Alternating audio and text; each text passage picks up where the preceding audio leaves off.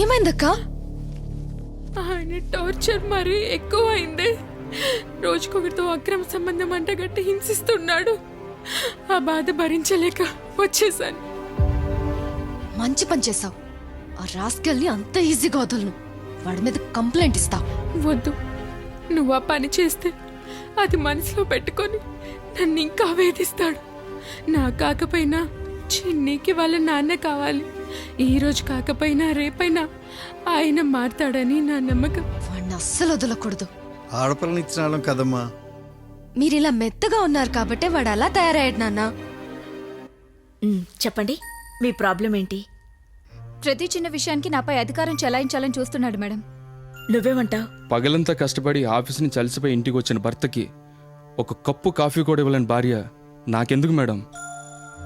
ఆ మాటకొస్తే నేను జాబ్ చేస్తున్నాను, నేను నైట్ డ్యూటీ చేసి వస్తున్నాను. నా కాఫీ ఎవరిస్తారు మేడం? అర్థమైంది. మీ ఇద్దరి మధ్యన ఉన్నది ఈగో. అందుకే మీకు ఈ సమస్య. ఇంతకీ మీ పెళ్ళెప్పుడు జరిగింది? మిమ్మల్ని అడుగుతున్నాను. అదే మ్యామ్, నా పెళ్ళి ఎప్పుడైందో చూస్తున్నాను. నేనేమైనా గూగుల్ ఇన్ఫర్మేషన్ అడిగానా? మీ పెళ్ళై ఎన్నాళ్ళయిందని అడిగాను. 2 years 3 months 10 days 6 hours. మిమ్మల్ని పరిస్థితుల్లో చూస్తుంటే నాకు జాలేస్తోంది. విడిపోవడానికి మీరు చెప్పిన కారణాలు చాలా సిల్లీగా ఉన్నాయి. నీదేమో డే డ్యూటీ, తనదేమో నైట్ డ్యూటీ. తనొచ్చేసరికి నువ్వుండవు, నువ్వొచ్చేసరికి తనుండదు.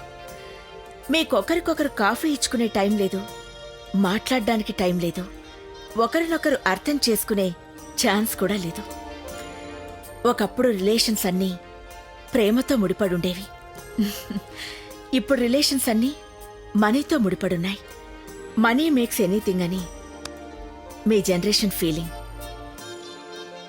ఒక్కటి గుర్తుపెట్టుకోండి, వైఫ్ అండ్ హస్బెండ్ రిలేషన్షిప్లో శరీరాలు మాత్రమే రెండు, ప్రాణం ఒక్కటే. అదే నిజం.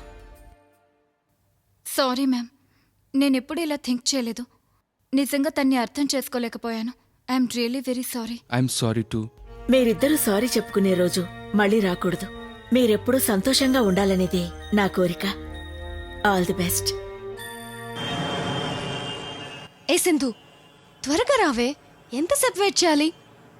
అది కాక నేను బై మిస్టేక్ నా యాక్టివాని నో పార్కింగ్ బోర్డు దగ్గర పెట్టేశాను.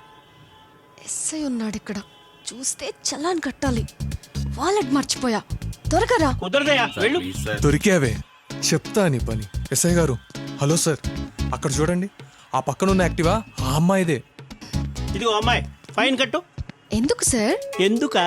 నో పార్కింగ్ ప్లేస్ లో బైక్ పార్క్ చేసినందుకు. ఈ బైక్ నాది కాదు సార్. ఆమెదే సార్, నాకు తెలుసు. మిమ్మల్ని చూసి అబద్ధం చెప్తోంది. అవునా? అయితే ఇద్దరు ఇక్కడే ఉండి ఈ యాక్టివా వాడొచ్చే వరకు వెయిట్ చేసి ఫైన్ కట్టించుకోండి. బాయ్. నువ్వు ఇక్కడే వెయిట్ చేయి. ఆ యాక్టివా వాడు వచ్చిన తర్వాత ఫైన్ కట్టించు, లేదా నువ్వే కట్టు. నేను కట్టాలా? నువ్వే కట్టాలి. నేను హర్ట్ అయినందుకు పనిష్మెంట్, లేదంటే పోలీస్ పవర్ చూస్తావు. వద్దు, కట్టేస్తా. తీ. చాలే, లెక్క పెట్టే.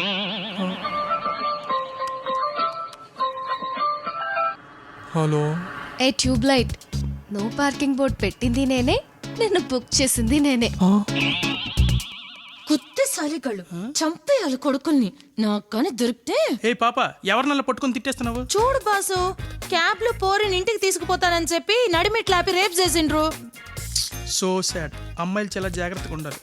నువ్వు కూడా జాగ్రత్తగా ఉండు. క్యాబ్ లో గట్టి ఇంటికి వెళ్ళకు.